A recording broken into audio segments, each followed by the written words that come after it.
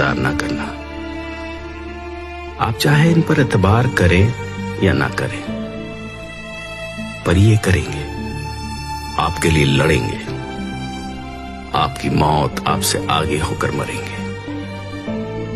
इनको कोई फिक्र नहीं कि क्या सजा होगी, क्योंकि ये पता है क्या मानते हैं कि इसमें उसकी रजा होगी। कभी आतंकवादी, कभी बागी, लेकिन करे भी क्या, ये बगावत इनके खून में है। वो खून जिसने मिट्टी में गोलियां बोई थी, वो खून जो जलियांवाले बाग में दिखा था, वो खून जो सिर चढ़ा और 7 समंदर पार किताब में पिस्तौल बनकर पहुंचा, वो खून जिसने फांसी के फंदे को चूम कर गले लगाया, जिसने आरियों के नीचे भी अपने यकीन को नहीं छोड़ा। यकीन जो हंसते हुए तपती तवी पर बैठ गया, चांदनी चौक में शीश देकर चमकौर में तीरों की बारिश में भीगते हुए आकर खड़ा हुआ सरहद की उस नींव पर, जिस पे उभरा इंसानियत का महल। आइए जरा देखें तो सही, ये जो बीते कुछ समय से सड़कों पर घूम रहे हैं, ये असल में हैं कौन? इन माताओं की इतनी कौन सी मजबूरी थी कि वो भी साथ चल पड़ी? ये मजबूरी इनके जागते ज़मीर की है, इनकी पवित्र कोख की है, जिनमें से दुनिया के तमाम योद्धाओं ने जन्म लिया।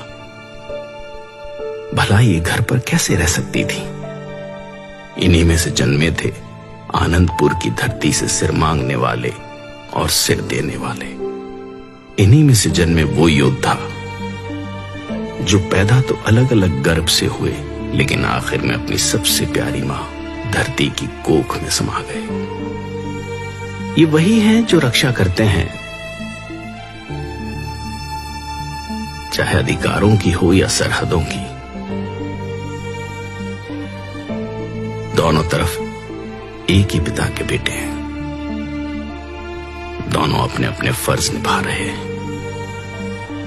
अगर कुछ बीच में है तो बुरी सोच की सरकारों के बैरिकेड्स। इनका इतिहास पढ़ने पर पता चलता है कि पहली बार बागी नहीं हुए। जब जब हक और सच के लिए आवाज उठाने की जरूरत पड़ी, ये सब अपनी अपनी जगह आगे आकर लड़े हैं।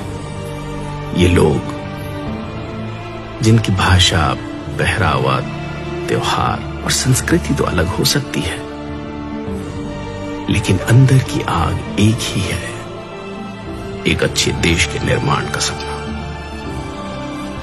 जिनका सबसे पहला धर्म हो इंसानियत। ये वही है जो मौत को सामने देखकर हंस हंस कर जयकारे लगाते हैं।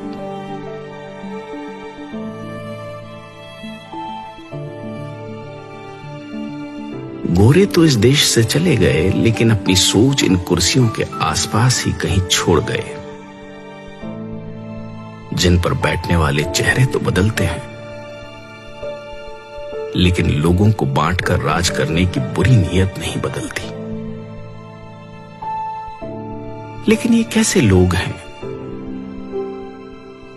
जो हर बार इस बंटवारे को गिरेबान से पकड़ लेते हैं? पानी के मसले पर बांटे हुए आज जमीन के मसले पर कंधे से कंधा मिलाकर लड़ रहे हैं। इनके माथे की लकीरों में तवारीख लिखी गई है। इन्हें सिर्फ झुर्रियां समझने की गलती ना कर लेना। इन आंखों ने अपने हाथों से तैयार कर बेटों को मौत की बारात भेजा है। वो आंखें जिन्होंने आजादी के सपने देखे, जो दंग रह गई जब शीशम की चमकदार कुर्सियों पर बैठे मखमल के कुर्तों ने आजादी के नाम उजड़ जाने का शाही फरमान जारी कर दिया। सिर्फ हाथ बदले हैं, हथियार आज भी वही है, चोटें आज भी वही हैं। लेकिन इन भले मानसों ने उजड़कर भी पता है क्या कहा? नानक नाम चढ़दी कला, तेरे भाने सरबत का भला। आप रूप अमीक अन पुस्तक बरका प्रोत गर्भगन सरपंजन आप रूप ईश्वर की रजा को सबसे ज्यादा मानने वाले किसान सब कुछ यही तो पाल रहे हैं। इन फसलों को, तुम्हारी नस्लों को, गरीबी से मर रहे आम इंसान को, भ्रष्टाचार से बड़े हुए पेट को, ईमान को, बेईमान को, इंसान को, शैतान को, बेजुबान को, हिंदू, सिख, ईसाई, मुसलमान को, सबको यही तो पाल रहे हैं। इसीलिए तो इन्हें अन्नदाता कहा जाता है। लेकिन अफसोस, आज जब यह अन्नदाता अपने वजूद के लिए सर्द रातों में घर परिवार छोड़कर सड़कों पर उतरा, तो ऊंची छतों वाले कमरों में हीटर ऑन कर गर्म रजाई में बैठकर लोग इनको आतंकवादी कह रहे हैं। अगर अपनी आजादी, इंसानियत और सबके भले की बात करना आतंकवादी होना है तो माफ कीजिएगा, पर कोशिश करना कि ऐसे आतंकवादी बन सके जो मारते हैं दिलों की नफरत को, ऊंच नीच के फर्क को, गरीब और अमीर के बीच के फासले को। और हां, मरने से याद आया, मौत केवल शरीरों की ही नहीं होती। शीशे के सामने खड़े होकर आंखों में आंखें डालकर देखिएगा, कहीं अंदर कुछ मरा तो नहीं हुआ।